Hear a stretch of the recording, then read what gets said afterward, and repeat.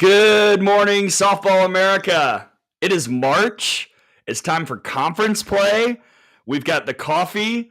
Honora won Best Picture last night, so it's we're fully in softball mode. I'm Gray Robertson. That's Tara Henry. We'll get the name switched. We're not both Gray. Tara, good morning. How are you? Good morning, everybody. Oh, gosh, what a weekend. And excited to really just dive into what we saw this past weekend. I was out, obviously, on the West Coast and have loads of updates from the Judy Garman and Gray. I know you've got updates, but we've got the chat rolling. Please let us know where you're tuning in from. Would love to hear where you all are, whether it's the morning, the afternoon. Thank you so much for joining us. We appreciate each and every one of you. Yes, we would love to hear from you. Say hi. We'll flash it on the screen. For example, Julie pops up. Good morning. Oops, sorry, that was the one with the typo. I'll do the right one. Good morning. Hello, Julie. Joey's already in the chat talking about the South Carolina Gamecocks. That will come up. We will talk about what South Carolina did against Duke this past weekend. Oh, and we also have a guest coming in, Tara. We do have a guest at 12:45 Eastern. Ariana Rodi from the Red Hot Gamecocks will be joining us. Excited to chat with her and what that process has been like. Obviously, moving over from Charlotte to a Red Hot South Carolina team. So excited to have her joining us today. We got more coming in. Annie, good morning. Gray and Tara from the great state of Alabama. Can't believe we're in conference play. Lauren, hi from Arizona. A very happy Wildcat fan. I say we start there as we look at the things that happened this past weekend, Tara. The Judy Garman. It was fun. It was not watched by people unless they were there. So, unfortunately, the game of the year, not visible.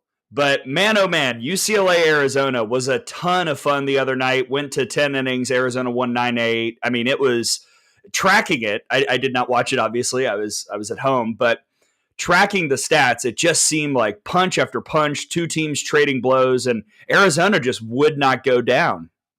Absolutely. And it is a shame that you all didn't get to see it in person. I really tried my best to get as much video as possible. I really was working hard out there trying to get every run for you all just so that you could see it. But you're right, Gray, just being there and experiencing it. It was a classic UCLA Arizona showdown, and it felt really like whoever had the bats last were going to win this one. Again, we talk about the game and dominant pitching. This was all offense, and Arizona came out hot, getting 2 runs in the first inning off of Taylor Tinsley, and then was really subdued a little bit by Caitlin Terry. And then again, there was some back and forth. I can't say enough about both offenses, but I will say the Wildcats have some grit, and it's a really dynamic offense that's very fun to watch. It's got speed, it's got power, and timely hitting was, for me, the biggest thing that stood out about Arizona's offense, just really getting it done with runners in scoring position. There's a short piece up on the website over on on3.com/softball with my thoughts, some videos, and really what I thought the difference was. But gosh, what a ball game. And I was sitting in the press box, which shout out to Marissa at Cal State Fullerton in that press box. Let me tell you, they are fun. And I just was smiling in the press box watching this back and forth heavyweight battle, and just was full of gratitude being able to sit there and watch these two teams go head to head.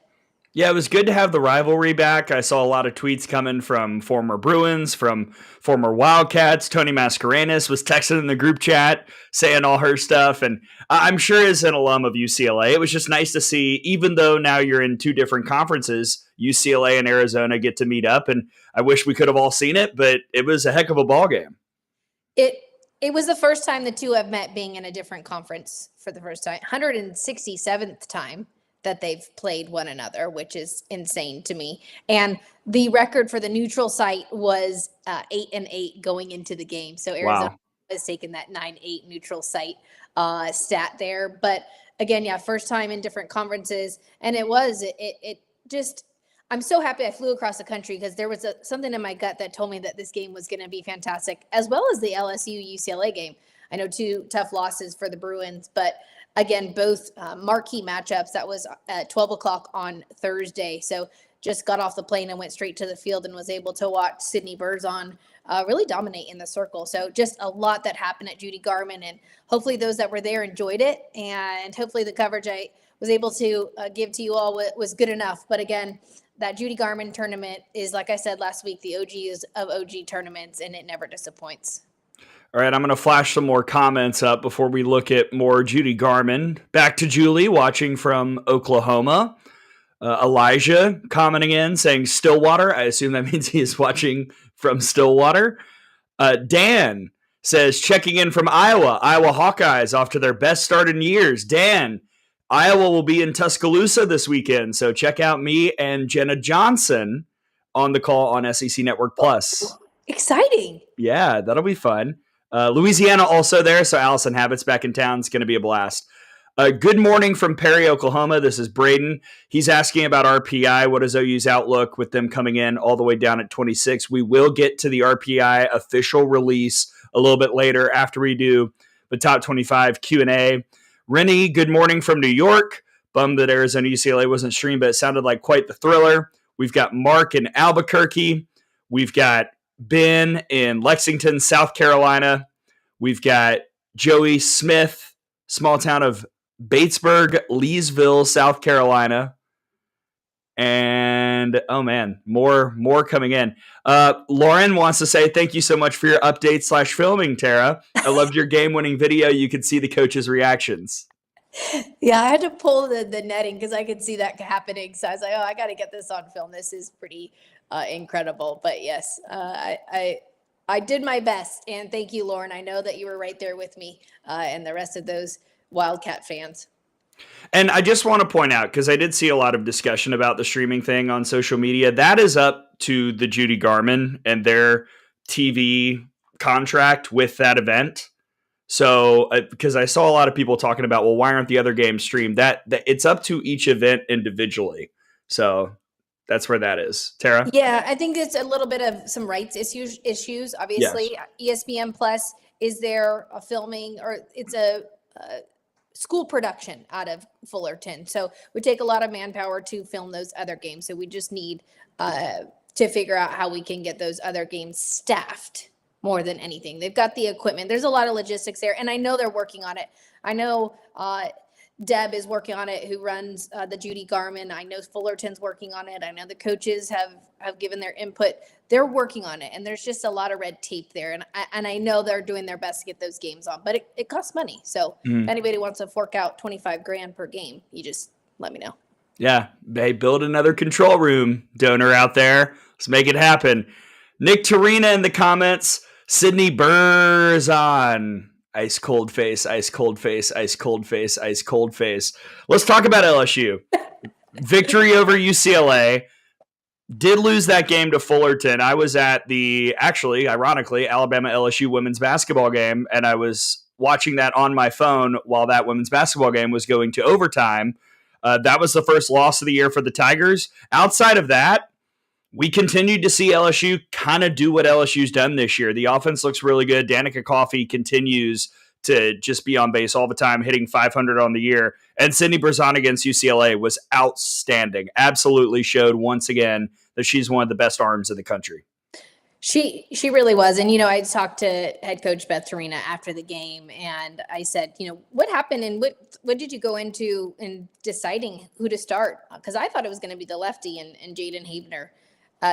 And she said, Sid wanted the ball, and she had studied film for 4 hours on UCLA, and she came in that week and said, hey, I want the ball. I want this game. And again, she delivered, and just really, really impressed with how she attacked hitters and her ability to just really keep a really tough offense pretty much scoreless until that last inning there. But again, can't say enough about LSU and that offense. They manufactured those 2 runs, really did a nice job, bunch of singles. And I think when you're facing a tough arm and you're facing a opposing pitcher that's tough, I think the ability to do that, not only hit the long ball, but the ability to manufacture runs is what I was most impressed with LSU. Again, dropping that game to Fullerton was a little bit of a tough spot for the Tigers, but I think leaving California feeling pretty good heading into SEC play. Any other major takeaways from the Garmin for you, Tara? Tough weekend for San Diego State, Gray. Really was a tough weekend for the Aztecs. I was there for the Weber State walk-off. There was a little bit of a back and forth there. Again, it was just a tough weekend. And was impressed with, Fullerton. They started and ended the week on high notes. They beat LSU and beat San Diego State. There were some rough games in the middle there, but they started and ended the week pretty well. And I will say, the teriyaki chicken bowls outside, the Judi Garman, let me tell you, I've got to post a photo of this teriyaki chicken company because I was so excited to get to the ballpark every day just so I could have a chicken and rice bowl. That's not fair. Yeah, I haven't eaten today. I've just had my coffee. I'm so hungry, and hearing that, man, I would put that away in 8 seconds. I mean, how about these California tournaments just ripping it up with the food at the ballpark? I mean, like, let's go.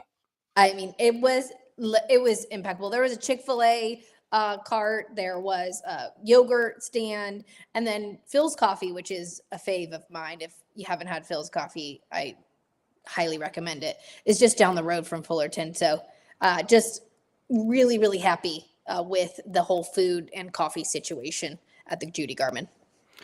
All right, let's move from California and go to Texas because we talked a lot about Texas Tech and Texas A&M matching up this past weekend. They split their 2 games. I would say, I wrote on the rundown, they met the moment, and they did in a way because the games were fun.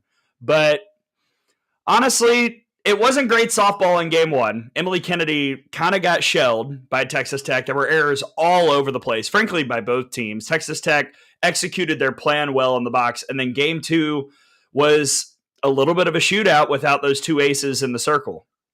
Yes, and before we go to there, I just have to note this before we head on over there because I'm getting a message from Brady. That's what I was looking down for. Sid Burzon is number 1 in the pitchers ranking, so make sure you head on over to the website.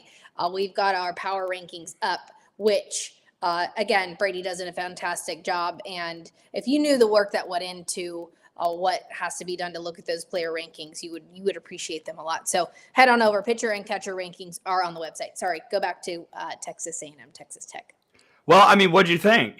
Because it was a kooky game on Saturday night. That it just unraveled. First 3 innings took like an hour and a half. I mean, we had multiple hit by pitch reviews. I'm still unsure about how I feel about Texas Tech. This was even though they won a game at Texas A&M, this is a pretty rough week for the Red Raiders. And Emily Kennedy has not gotten into form as of yet. Now we're a month in, and some of the issues that we saw in Clearwater haven't quite been resolved yet. It's interesting. I actually was on the phone with Amanda Scarborough before the first game and was talking about Texas A&M and how I was really impressed with the defense. And I don't know if it was me that jinxed them, but, I think we saw someone's going to say it was you. Yeah, it was probably me because I just was really impressed. But, that happens sometimes. And my 2 biggest takeaways, Nyjah also, we didn't know if she was going to go. We thought we were hearing whispers that potentially she wasn't going to be available. And then it was day to day, then it was hour to hour. And then to see Nyjah to be able to come in and throw, we were actually surprised because we had heard there was some issues there. But again, I don't really know about Texas Tech. Riazetto, haven't seen a ton out of her like we did last year. Her performances heading into Texas Tech, I don't really know. I'm still kind of up in the air. I think this weekend we'll see what Texas Tech really is. But the one thing about Jerry Glasgow and those that know his teams is they're just always going to play tough till the end. And they might go through some bumps and bruises, and we might be questioning this and that. But mark my words, we're going to see Texas Tech in a regional, probably a super regional, and potentially in the Women's College World Series, just because when you've got that type of coach and his ability to bring a team together, and it doesn't really matter right now, but at the end is when it matters. So, again, we'll see a little bit this weekend, but I think Texas Tech, tough go this weekend. Obviously, come back and get the W was a good thing, but both teams wasn't the cleanest of weekends. No, and the trend of what's happening when Nyjah is not in the circle is becoming pretty clear. So that's something that is going to be worth watching, because I'm sure as much as she would love to have the ball and Coach Glasgow would love to give her the ball, she cannot throw every inning the rest of the year. So that's going to be the storyline worth watching, especially this weekend when they start conference play. More on that later. Josh asks, as an Aggie, when do I sound the DEFCON 1 horn with Emily Kennedy struggles? And I'll answer this briefly. I'm not sure if you ever need to sound DEFCON 1 with Emily Kennedy. Maybe 2 or 3. You know, I was talking to Kaylee Tao when we were both watching Texas A&M, Texas Tech, and she commented it really looked like Kennedy was kind of throwing through her spin a little bit this weekend, maybe trying to groove it a little bit too much, you know, maybe throwing almost like too hard in a way, and that was kind of leaving the ball flat and allowing Texas Tech to take advantage. There were a lot of Red Raider extra base hits in that Saturday game, but man, I mean, she is a power lefty, and that's hard to hit in this sport. So she's always going to be dangerous.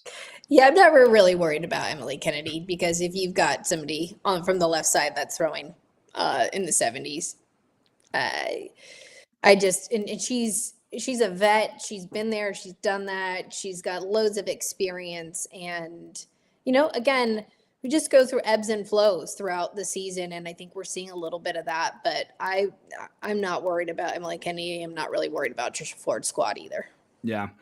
All right. I know we've got Ariana Rodi coming on the show in just a little bit, but do we want to say anything about South Carolina going on the road and sweeping Duke? Because holy smokes, that kind of came out of nowhere. I mean, what a statement, Gray. I think we were all sitting back wondering, how is this going to go? Are they going to split? Is Duke going to cause, you know, some issues? And there are a lot of whispers about strength of schedule with both Oklahoma and South Carolina.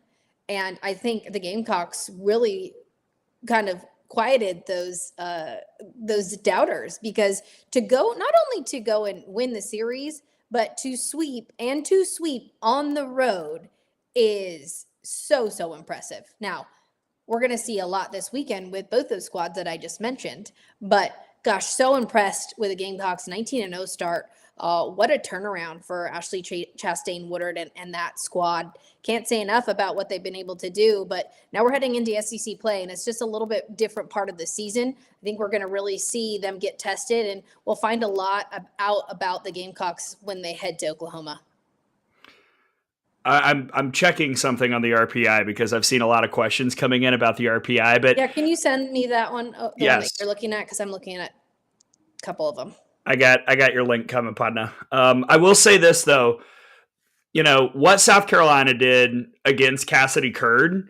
You know, we've now seen there's a little bit of a Jekyll and Hyde situation with Cassidy Curd. When she's great, look out, you're not getting on base, you're not scoring. When she's off, and South Carolina kind of made her off a little bit, you know, because they were making pretty good adjustments, but you know, she had a few mistakes in that game, and she had a few mistakes in the one loss to Florida where Duke kind of got blown out. It makes the Blue Devils a very difficult team to understand, because I feel like the ceiling is pretty darn high based on what we've seen, but also the floor can be pretty low. I mean, they gave up 30 runs at home this weekend. That's concerning a little bit.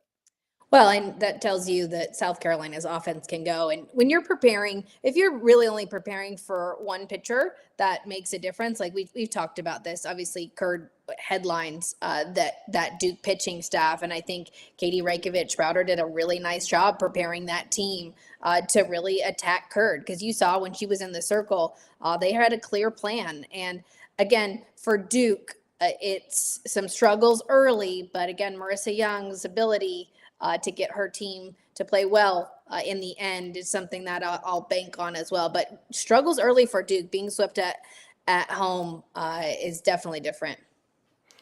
All right, more comments coming in. Nathan. I see what you're looking at. Yeah, well, we also got a shout out from James, which I love. South Carolina, can we just admit the SEC or the rich only got richer? Look, we talked about this on our TV broadcast yesterday. We flashed the SEC preseason poll, and we were like, look at these people. Auburn, Mississippi State, South Carolina. That was 12, 13, and 15. Tom and I out of the box were like, if we can guarantee one thing this year is that South Carolina is not going to be last in the conference. And we've seen the bottom part of the SEC preseason poll really stand up. Now, Mississippi State, shaky day yesterday, and maybe that's something we get into later, maybe not, but South Carolina has probably been the biggest surprise and the most impressive relative to the preseason expectations of maybe anybody in the country. Oh, absolutely. I think if you would have said that both Auburn and South Carolina would have been at the top of the RPI when it's first released, people would have told you were crazy, right? Like, I just did not see that happening. And now I've got the link. Thanks, Grant. I didn't know which one you're looking at. So in terms of, and I know Fang's right here with us talking about these bonus points, but again, it gives you an idea of how it's weighted, and strength of schedule matters. It matters early. I think getting big wins early, and I'm going to go back to San Diego State. They really had a tough weekend, but I think those big wins that they got early are really going to help them out come towards the end of the season. But if Gray, you want to put up the RPI on the chat, that would be great. So everyone can take a look at what we're looking at. So you guys can join in the conversation because the NCAA posted their form of the RPI. I've been on Warren Nolan for most of the time before. There it is. So if anybody has any questions, why don't you take a look at that link? And it's over there on YouTube. Yeah, and we're also going to do the Softball America Top 25 Q&A just a little bit. There will be, of course, the message board on the website, on3.com/softball. You can go check out the dugout. I'll post my ballot there. But this being the first RPI, we can transition right into that, Tara. Yep. It's always interesting to look at the data and look at the history. As you know, I'm on kind of a history kick the last few years. And, last year I did a breeze through of what the first RPI looked like and where those teams were seated.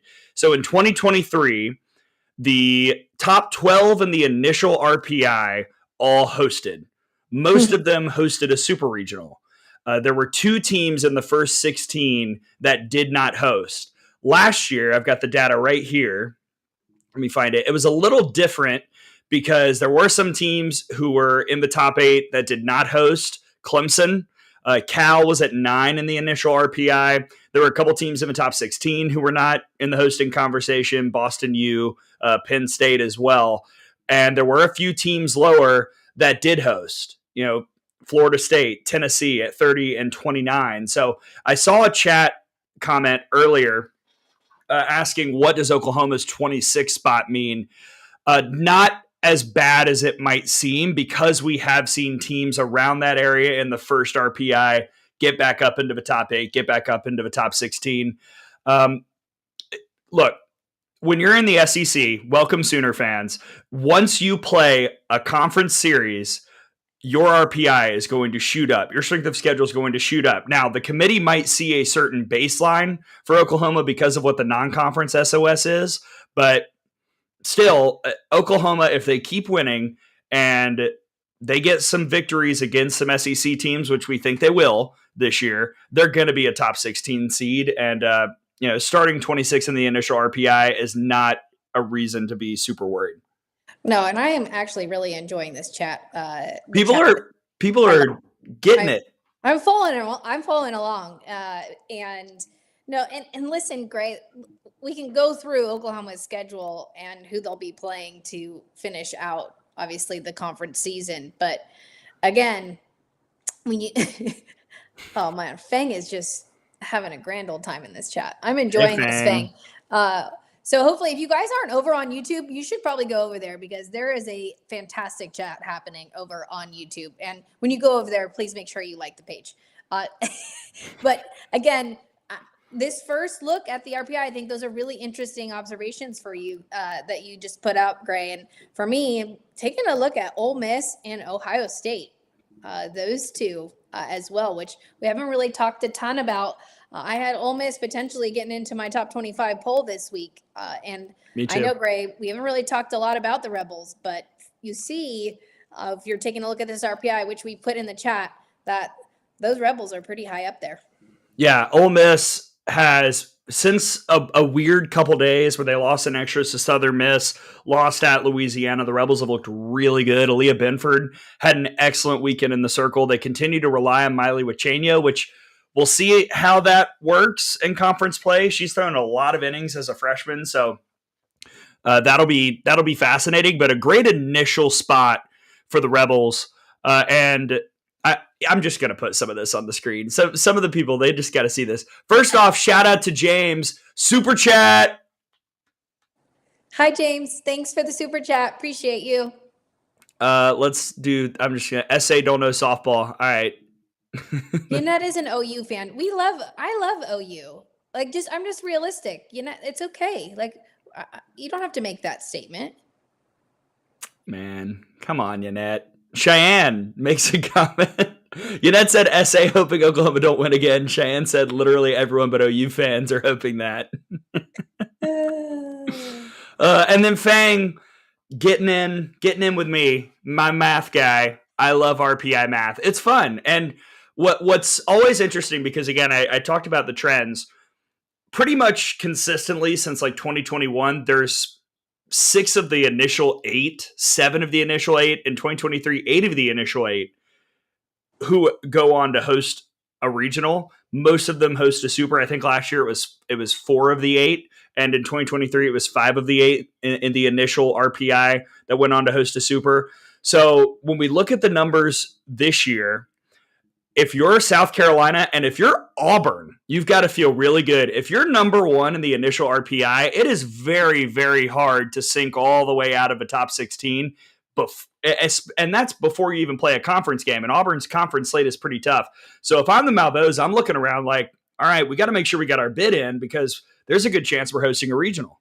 Absolutely. To come in at number 1 in the RPI, I can't say enough about what that staff has done with that team for them to really be in a position in the driver's seat right now to host at home. Such a huge advantage. And hats off to both Chris and Kate Malveaux. And I know Riker Chasen's doing his magic there with that pitching staff, but can't say enough about the Auburn Tigers and quite a turnaround for that team in just a short amount of time. Was there anything else in the RPI that you wanted to clock before we get to our own poll that we voted on? No, those 2 that stood out, I just said Ohio State and Ole Miss were the ones that really stood out to me. But again, we'll go over this pretty much every week alongside our top 25 chat. Yeah, and you know what? Shout out to Ohio State. What a performance on Sunday, getting the victory at Georgia. Lauren Boutte, I saw her in Clearwater, had a front row seat, and I was watching her and saying, she's not having a great day, but there's stuff there. And she's clearly got a lot of talent. She'd had an excellent opening weekend, and she went into Athens and shut down an offense that had been looking pretty good. Yeah, listen to this. Losses are to Georgia, Florida State, Alabama, and Clemson. Perfectly reasonable. Yeah. So Kieran Kumar in her first year with the Buckeyes. Impressive. All right, let's see what the people think of the top 25. Please send us your questions. There was one earlier. I'm going to try and find it. It was about Arkansas. And while I'm looking, Tara, I will ask you what you think of a top 5. Number 1, Texas. 2, Oklahoma. 3, Florida. 4, Arizona. 5, Texas A&M. Pretty solid. I think the top 5 pretty solid at this point in time. We're just starting to see teams kind of separate themselves. And again, really impressed with Arizona and that offense. I know there's some question marks about what the Wildcats have in the circle, but Devin Netz going the full 10 innings and just simply competing every pitch. Watching her in the circle is just, I hope young softball players were out there watching her just grind it out and get that W, because really just impressed with her. And that's what you want from any of your athletes, is you get somebody in there that maybe doesn't have the best stuff that day or has the stuff, but the ones that compete, that's what you love to see. And I just was really, really impressed with Arizona hopping into the top 5 there. And again, I think we're going to see, as we get into SEC play, we're going to see these top 5 shake out and start beating up on one another. Gosh, it's going to be, looking at the schedule, we are in for a treat, everybody. This is going to be so fun. Softball is just really, really is the best. Y'all, conference play is here. We did the promo this week, and I was like, my gosh, I can't believe that we're showing this graphic for SEC conference play beginning. We've got big 12 series, big ACC series, but we'll get to that later, because I found Elijah's question. How is Arkansas top 10? ? Hogs at 19-1.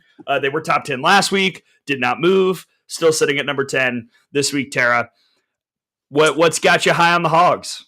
I think, we've talked a lot about this. This 10 through 25 tier or section can get really, really difficult when you take a look at, Arkansas, Tennessee, when you look at Georgia, all programs. I feel pretty good about our top, 8 or so, and then 8 or 9. And then when you start getting to 10, 11, 12, 13, 14, 15, just makes it really, really difficult. But Brie Ellis, I mean, what an incredible start to the season. She is, I don't have the numbers right in front of me, but just really, really impressed with her. And I think we're going to learn a lot about a lot of these SEC teams as we get into conference play, but just really impressed with her and her start to the season. I got you on Arkansas because on the we got Robin's numbers too. Yeah, here we go. Brie Ellis. Robin's numbers. Brie Ellis, 556, 33 RBIs, 11 homers, 686 OBP. Robin Herron, .42 ERA, 33 innings, 6-0 record. I will admit, I am not one of the Arkansas as the top 5 team people in the ballot. Top 10? Excuse me, top 10. I've got Arkansas at 12 in my ballot, just because of that missed opportunity against LSU at the Mary Nutter. I still feel like I don't know a ton about Arkansas because they didn't start Robin Herron in that game, because they went with the other arms, and because it went really poorly, got run ruled. So I want to see Arkansas once conference play begins, kind of see, how they do against consistent quality competition, and see if Robin Herron can hold up against the same team multiple times on a weekend. Yeah. I mean, they're 19-1 on the season. I think winning that many games is pretty difficult. But again, strength of schedule is going to come into play here, folks. And I think we're going to see those teams that were tested early, they're going to be able to take some more punches than those teams that weren't as necessarily tested early. It's just how it normally shakes out. But again, only time will tell. Yes. And by the way, that opponent this weekend, Ole Miss, who we talked about earlier. That's going to be tough. All right. If anybody else has any questions, because I see lots of RPI debate all over the place. Michael, good morning from South Dakota. Hello. Cheyenne, not really a question, but I think we can talk about it. I think OU might be too high. We've got the Sooners at number 2. And it's, again, the strength of schedule debate. It's hard to totally know what to do, because some of these other teams behind OU, around OU, they've taken losses, but they've also collected some big wins. But sometimes they collect these big wins and then also lose the same week. So I don't know. OU was a safe number 2 for me. They've played with fire a few times this season against teams they shouldn't be playing with fire against, but they found ways to win, which, as you said about Arkansas a moment ago, is always impressive. It's hard to win.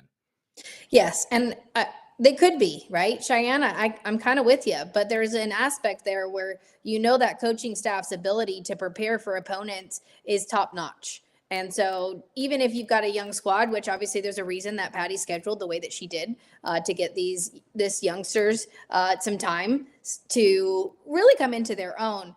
And again, the test this weekend, it's either going to go one way or another. So OU will either stay there or they'll drop, or they could go up. I doubt it, but I think we'll know a lot after the South Carolina series and whether or not they are too high.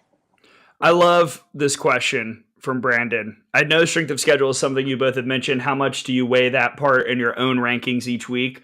It's definitely considered. And, I've talked to a couple people about the way I do my ballot. I'm constantly updating it during the week. I've had a Word document that I shift everything down and move around and look at the pieces each and every night and kind of see, all right, where is this going to go?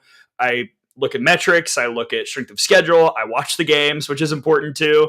And that process all kind of adds together. I don't think you can solely focus on strength of schedule because it doesn't add any nuance, and we're human beings. And if you're out here beating a team 26-0, they might be outside the top 100 in the RPI, but it's still 26 runs that you put up in probably 4 innings of work, maybe 5 if if you're the away team, that's still impressive. So strength of schedule matters. I take it into account, but it's certainly not the end all be all when it comes to putting together my personal ballot.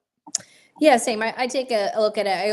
I say this every week. I also look and see who is pitching or starting that game and how the runs were scored, because that also matters as well. And I think that's the importance of being at games or watching games or going back and watch film, because some of those losses or some of those wins, you can take a look at and see if they were just maybe given a freshman or a third string, fourth string pitcher the ball to see what they're made of kind of deal. So for me, I do look at strength of schedule, not solely, but it does weigh in a lot to the rankings and who teams actually play.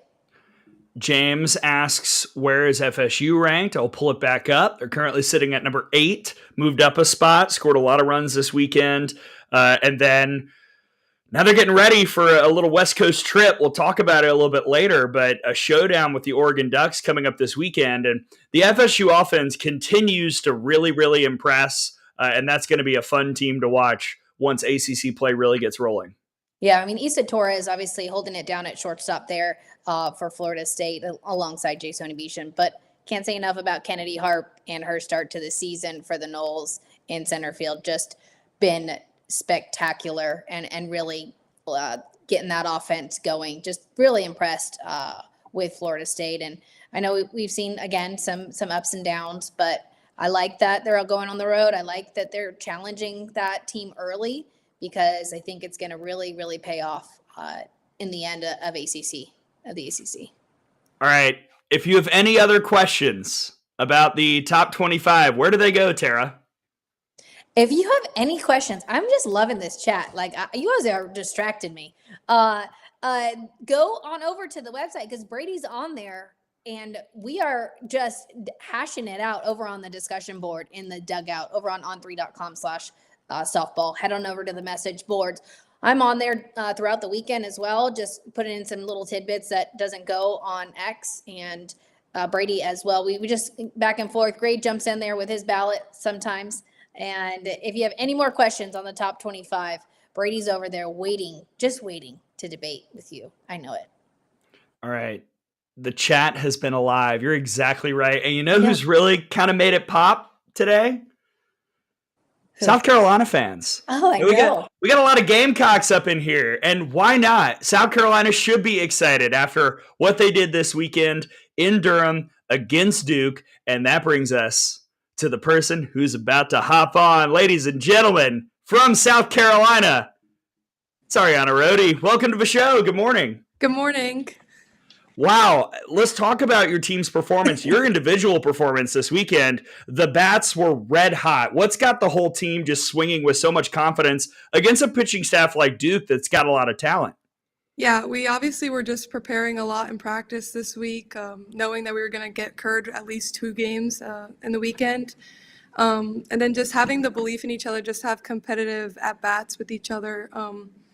We take into account competitive at-bats a lot more than the result of the at-bat. And I think that's more contagious than just aiming for results at the plate. Oh, I love that, Ariana. Good morning. Well, good afternoon. I think you're on the East Coast with us. But Yeah. About that competitiveness, there's something about this team, just watching you all play, and obviously 19-0 record. It's fun to watch you play. That competitive greatness, where does that come from, and how has that been developed? Because this early in the season, for y'all to be doing what you're doing, it's just really impressive. Well, thank you. I think it all starts with the culture that we have implemented in Beckham Field and in the stadium every day at practice. So I think just going into every game, knowing that nobody knows what we do in, day out here at the field during practice, team bonding stuff, has really made an impact for us playing. And then I also just think, like, we just go out onto the field absolutely fearless. Like, we want whoever is in the other dugout, and we know that we can win against any team in the country. I want to spin it back even further a little bit, if I may. Let's go back to week 1, where your team had 2 walk-off victories of a ranked Virginia squad. It is hard to win in this sport. Winning is very, very difficult, but your team has done it from start to finish, and those 2 victories seem to kind of set the tone. What did those 2 walk-offs show you and your teammates about the grittiness of your team? Yeah, I think ultimately it showed us that we can come back from any score in the game and win the game and you can never count us out. Like, we're always going to put up a fight until the scoreboard says that the game's done. Oh man, I love that. Yeah. Ariana, let's switch a little bit here. I know that you're a dual sport, multi-sport athlete, and was reading a little bit about you spending some time on the ice. Can you give the rest of the country an idea of what it was like for you being a hockey player and a softball player, and how you used both of those sports to be where you are today? Yeah, so hockey was the first sport I actually ever played. I started skating when I was 3. My dad played hockey, my older brother played hockey, and my older sister played hockey. So I was actually 3 days old in the hockey rink watching my brother play. So it's always been instilled in my family and that stuff. So growing up, I just used it as a great tool in softball off season to stay in shape and get different muscles working. And then when I got to high school, I really enjoyed the break it gave me from softball, just so I wouldn't get burnt out with travel ball season and high school season. But now that I'm done playing hockey, I've realized the amount of lessons it's taught me that I can bring into softball with physical toughness, but also mental toughness.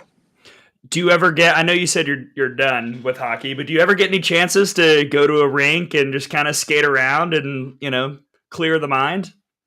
Well, my high school team does an alumni game every Christmas Eve.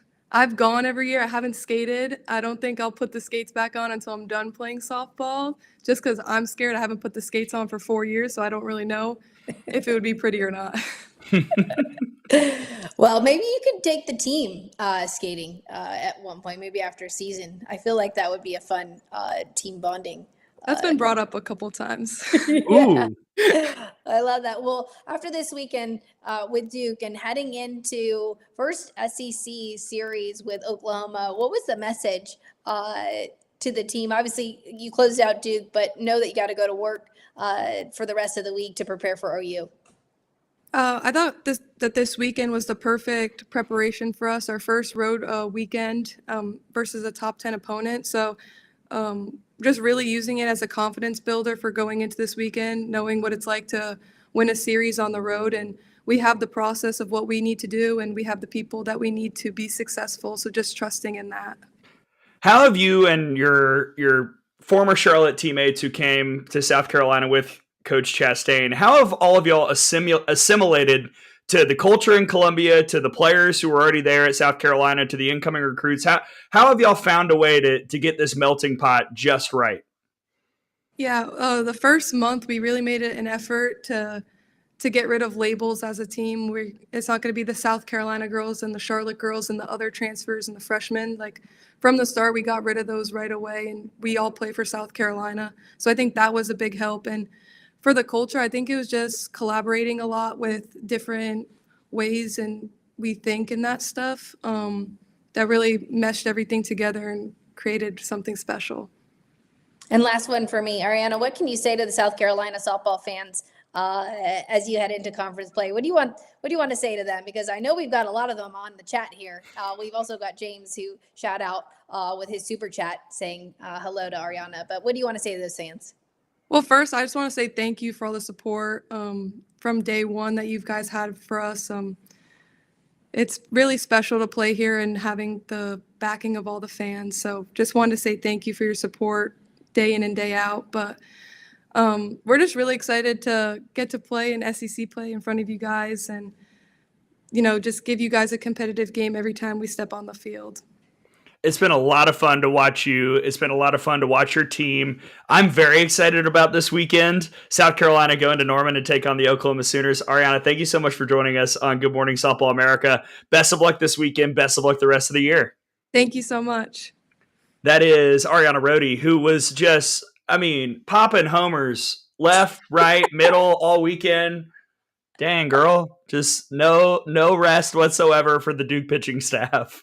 I know, Gray, but I think what stood out to me and what I loved about that interview is all about competitive at bats. It's not about the result. And I think that's why you're seeing success there in Columbia. That's part of it. And that's really, really great to hear. And again, best of luck to South Carolina heading out to Norman this weekend.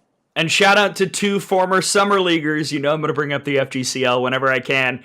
Quincy Lilio, Oklahoma transfer, got to know her a few summers ago. And Jory Hurd, who's kind of been just waiting for her turn, waiting for her opportunity. And now she's the ace of this Gamecock pitching staff. ERA still under 1. She leads the team in innings. She's been outstanding. This is a well-rounded team. This is a dangerous team. And it's going to be fascinating. I mean, endlessly fascinating to watch that series this weekend in Norman, because Ariana's right. Like they did just do this. They just got tested. Road series at a top 10 team. As we've talked about with Oklahoma, they've played one team that was in the poll and now they're not. That's San Diego State. So is South Carolina's preparation, is that the kind that can truly get them ready for the moment to take on OU? And how will the Sooners take on a South Carolina team that's going to be riding higher than maybe the entire program has since Kelsey O took them to a 9 seed, and I think that was 2018? Wow, yeah. I think it was. So that's what? 7 years? 7 years ago. Oh, yeah. I mean, I know we keep talking about it, but like you're making me want to get on a plane and go to Norman. If I wasn't working, I'd do it. I'm sure all of you Sooner fans in the chat would have me. Let me stay at your house. No, I'm staying. I'm staying local. Going to. Well, I'll tell you all where I'm going in a little bit. Yeah, why don't we get to let's go to 3 big things. 3 big things. Let's do it. SEC play begins. SEC play begins. Sound the alarm. Here are the 6 series in the conference to open up the SEC slate. Tennessee at Georgia, Arkansas at Ole Miss, Missouri at Kentucky. I don't know if you heard, South Carolina at Oklahoma, Auburn at Mississippi State. That is the Saturday, Sunday, Monday series. And then Florida at Texas A&M, just, casually another top 10 battle to open up conference play. Tara, this is a chance for some teams to make statements and a chance for some teams to make an early push for the initial lead in the SEC standings. I'm thinking specifically about Florida, Texas A&M. I mean, that's going to be massive for the end of the year. Oh, what a series. I know we're talking so much about, obviously, South Carolina, Oklahoma, but that, to me, is the one of the weekend in Florida at Texas A&M, in College Station, at Davis Diamond. That is just going to be a brawl. That's what I think it's going to be. I think it's going to be an all-out brawl between those 2 squads, and I'll be staying local and going to Tennessee, Georgia, so hopefully we'll be having your coverage, unless I decide to get on a plane and head to Oklahoma City, which I'll let you guys know. But right now, I'm staying for Tennessee, Georgia, just so I can to take a look at those 2 squads. But again, start of SEC play, can't believe it, and I got to watch ACC play last week. I watched the last game of Stanford, Georgia Tech, which Georgia Tech almost snuck that one out. And impressed with the Cardinal going on the road and getting that first road win. Totally forgot to tell you guys I was there on Sunday. But again, was at ACC this past weekend. Now had to do some SEC play. I want to shout out 2 series that are not the quote-unquote marquee ones, but I think are going to tell us a lot. Missouri at Kentucky. These are the 2 teams who have probably struggled the most this first month of the year in the conference. They open with each other. Look, I worry for the league that this is not going to be everybody gets in the NCAA tournament type season, which will make a weekend like this for both of those schools extremely crucial. The other one, Auburn at Mississippi State. How does Mississippi State respond from a brutally bad loss to Northwestern State? They were 2-17. The Demons were going into that game. How will Raylan Chafin pitch? And how does Auburn use S.J. Guerin in conference play? Because she's made, I think, 17 appearances already this year, but only 3 starts. So a lot in relief and not often throwing a ton of innings against the same team. Although we did see this weekend, she came in both times against Louisiana. She's starting to get there a little bit in terms of having a team see her twice on a weekend. What does that look like in conference play? And if it's not Guerin, are we seeing more Haley Rainey? Are we seeing more Shaylee Clemens? How do the Malveaux navigate this against a Mississippi State team that might be a little wounded right now? Yeah, I agree with you, Gray. That was one of my question marks heading into SEC play for Auburn and how they're going to actually use SJ. Again, I think she has 9 wins on the season. But again, a lot of those have been SJ coming in relief. And I think that is a huge question mark, which I love that you brought it up because it's written down right here on my notes. It's like we're thinking the same thing. But yeah, this series is going to be a good one in Starkville. And for both teams, gosh, every matchup this weekend, every weekend has been exciting. But again, I think for Auburn, figuring out that pitching staff, and I do think we're going to see a little bit more of Haley Rainey as well. But for Mississippi State, when Raylan's not in the circle, how does that look? And what is that going to look like for Mississippi State? So again, big weekend in the SEC. And, as we talked about, South Carolina at Oklahoma, lots of people begging us to go. Displaced New Yorker says you can sleep in the garage, Gray. All right. As long as there's a pillow, I'm good.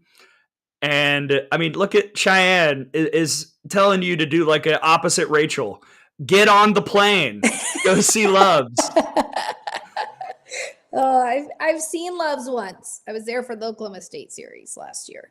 But it is very tempting, let me tell you. And I've been known to just jump on a plane. So I'll let you all know if anything changes. Yeah, shout out to that time Tara came and stayed with me in my guest room. And then the next day she drove to Starkville and then came back. she's willing to go anywhere. So I just think it's really important to watch games in person. I think you see so much more, and I think you learn so much more about a team being there in person. So as many games as I can catch, I try my best. But yes, yeah, and Gray's a great chef as well. He made me like this incredible breakfast sandwich. Ooh, maybe you should go somewhere else, Tara. Let's go to the second big thing. Maybe you should, from Elijah, go to Lubbock. Whew. Go to Lubbock. Oklahoma State at Texas Tech this weekend. This is massive. Massive. To start off conference play with those two, we'll talk about a brawl, another heavyweight a start to the season with Oklahoma State and Texas Tech. And Oklahoma State, they're playing pretty well right now, and you're seeing Megan Bloodworth's bat heat up, which is going to be scary for opposing offenses when that offense starts to go with Megan Duggadillo at the top, just a ton of speed, wreaking havoc. And my girl Tia Warsop, she is really coming to her own. So proud of her, just putting the ball in play and helping that offense. And again, power and speed, which reminds me of Arizona as well. Oklahoma State and Arizona with power and speed up and down that lineup. What does the Texas Tech pitching plan look like? What does Nyjah look like? Is she back in the lineup? What is the status? We know she'll probably pitch. If she pitched this past weekend, surely she'll pitch this weekend. Is she hitting again? Can the Texas Tech offense keep it up? That Saturday night game against Emily Kennedy and Texas A&M was kind of, if I'm being super frank, the first time this year where I was impressed by the Texas Tech offense. And it was a statement. Can they keep it up? Can they do that against Ruby Malin and Katie Coots and the rest of these Cowgirl pitchers who are going to provide a stiff challenge because they're pitching quite well right now? Well, I think you hit the nail on the head there, Gray. Is if Ruby Malin's in the circle, you're going to have tough. It's a heavy, heavy down ball. And she can go up. So, right, she's splitting and she can go off speed. So if Ruby Malin is in the circle, I think it's going to be tough. It's whether Katie Coots or Riley Crandall, which she's had a tough start to the season, or Kyra Aycock can help get it done. So, again, I think this is going to be another matchup where, gosh, I'm going to need so many TV screens for all this. I don't know what's going on over there, but Brady popping up as Bo Knows. Jason will be at OU in South Carolina for Softball America. Brady, please don't make fun of my gaming YouTube account. What? Brady, I didn't know. Wild times. Yes, Jason is going to be at OU and South Carolina. That's why I'm not getting on a plane. But don't think that you can have two people in one place. It's true. Yeah, Jason will be there covering for Softball America. That would be an embarrassment of riches if I had to fly out there, but I still want to. Brandon, Gray can stay the night if he cooks. I will chef it up. Breakfast is my specialty.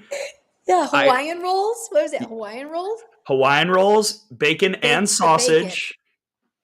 It was like thick, I don't know where he got the bacon from, but you all should, breakfast at Gray's. All are welcome to stay with me. I have an empty room. Right now I have poster boards covering it completely, but I can move those. It's fine. Oh my gosh, the chat is popping today. I am just loving this chat. I feel like we should bring them all on. I know. Lots Diane of is cracking me up. She has been on it as well. anything else on Oklahoma State, Texas Tech before we move on to the third big thing? No, I think we're good. We're running out of time here. All right, ACC critical matchups. Duke at Clemson.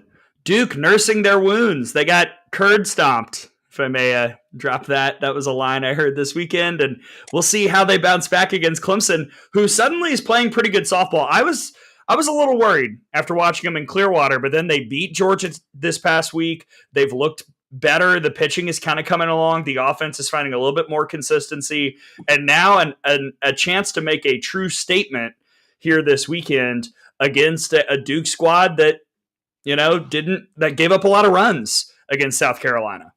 Yeah, and I know there was a lot in terms of, I'm just pulling up Maddie Moore's stats in terms of question marks with Clemson.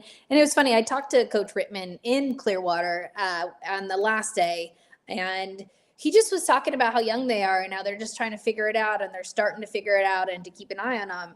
But Maddie Moore with a 480 batting average, almost 1,500 OPS, 4 doubles, 2 triples, 5 home runs, 17 RBI, and a perfect fielding percentage. Just Maddie Moore, impressed with her, and even when I saw her in person. So yeah, good test for both those teams. And we're going to see if a hot Clemson squad and a Duke squad that just kind of got punched in the mouth, how they respond. And another great series across the country to flag. And just so you know, we'll have the lineup ready for you all. So we'll make sure that you know which are the top matchups, the top 10 across the country. And the lineup is obviously 1 through 9. And we do use the DP slot flex over here at Softball America. Yes, we are the Rachel Lawson of creating a lineup when need be. Yeah. I've got one bonus thing. I have to talk about it. And Nathan brought it up, so I can flash it. Alabama against the Louisiana Raging Cajuns this weekend. If you're able on Saturday, I would really recommend watching our broadcast on SEC Network Plus. It'll be myself and Jenna Johnson. This can be a really special day in Tuscaloosa because Allison Habits, now the head coach at Louisiana, spent nearly 25 years as an assistant in Tuscaloosa. She's coming back. I've been talking to Allie. Our coach call this week is probably just going to be us catching up and hearing how the family's doing and seeing if she'll bring us some gumbo. But it's going to be really special. It's going to be an emotional day, and it's probably going to be a pretty good day of softball too, because Alabama's offense has been pretty impressive. They had that run rule stretch of 6 straight games, including the run rule win of Virginia Tech. And Louisiana is always feisty, and they're going to play hard. They've changed a lot of their mentality. They're starting to move runners a little bit more. They're a little bit more versatile. It was a lot of power under the Glasgow era, but it's going to be a lot of fun to watch this game. And I think especially all the extracurriculars going on will make that a fun watch. So if you can on Saturday, I know they're playing Friday. That'll be a radio pass-through game. So Tom and I will be on CTSN. You'll hear us there. But the Saturday broadcast, which will be a full show on SEC Network Plus, will be a lot of fun. Yeah. So that's all I got. I was wondering if you were going to pull that comment. I had to. That was good. I mean, my goal is to not make Allie cry, but I really want to hear one of those classic Allison Habits amazing answers in our in-game interview. Like I can't wait. One other game to watch. I don't know if we're on the third things of 3 big things, but Brady just reminded me he's fantastic. If you guys don't know, I mean, obviously you know Brady, but he just keeps me in line here. Ohio State and Texas is at Ohio State playing at Buckeye Field. So make sure you write that down. Ohio State will be playing Texas. So Texas is on the road and will be playing in Columbus, Ohio this weekend. Yeah, I should have put that on there. My bad. Good catch. I got you. That's what we got, Brady. That's an excellent pull. And that's going to be fun because Ohio State. Everybody can clap for Brady Impressive. in the chat because that's just, yeah. All right. What's on the site right now, Tara? Oh my gosh, there is so much. Much. There is so much on the site. We've got our position player rankings, which we'll do every month, right? So the month of February, those are going to be up on the site. We got pitchers and catchers that are on the site now, the top 25. And we put the top 10 up on the social graphic. And then the rest of the top 25 is over on the website because there's a lot of work that goes into that. So hopefully you can go and click on that and make sure that you can take a look at the top 25 there on the site. And then we've got a mid-major piece by Cooper Taylor, our mid-major Marvels piece. And we'll have so much stuff this week. It's jam-packed. So please head on over to the site. Let us know what you think. Cheyenne. Great letting things fall through the cracks. Go figure. Look, I'm sorry that I hosted an Oscars watch party last night and the rundown came in a little bit late. My bad. But who won Best Picture again? Anora, you haven't seen it, have you? No, actually, the fun thing is, we rented Anora last night. We watched it. That was really what we chose. What'd you think? Because we stopped watching and then we just chose one of the Best Picture films. What'd you think? It was okay. It was good. Okay, cool. I actually went to sleep with probably 20 minutes left. Oh, because I was tired. Okay, that's fair. It's a long weekend for us. It's a long weekend over here, Greg. Yeah, look, hey, softball season, we do our best to catch some Z's whenever we can. And we are not going to be able to sleep much now that it's March and now that conference play is here. Tara, like you said, so much on the website, so much on the socials. So everyone follow, like, subscribe, check out all the content from SA and all the rest of the pods that are coming out this week. Yeah, and thank you to James for all the super chats. Appreciate you. Helps us keep doing what we're doing. So appreciate each and every one of you. Love the chat this week. Keep it rolling. I think that's all my smiles were because I was watching the chat. So I see everything that you guys are talking about. But thanks so much for joining us today. And gosh, everybody have a great week. Absolutely. And I will end my thoughts again with Cheyenne. Just glad Amelia Perez didn't win. 100%. Not a good movie. Did not enjoy it. We do enjoy softball, though, and we get to watch the movie that is conference play coming up this weekend. That is the wonderful, amazing Tara Henry. I am merely the forgetful Gray Robertson. Thank you so much for joining us on Good Morning Softball America. We'll see all of you next week. Thanks, guys. Oh, man.